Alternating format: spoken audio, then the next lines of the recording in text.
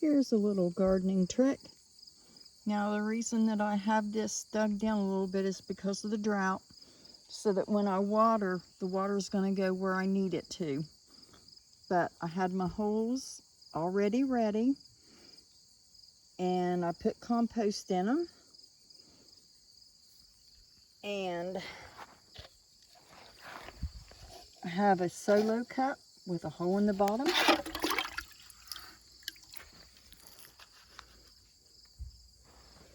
And I let it water the ground while I'm getting a plant in.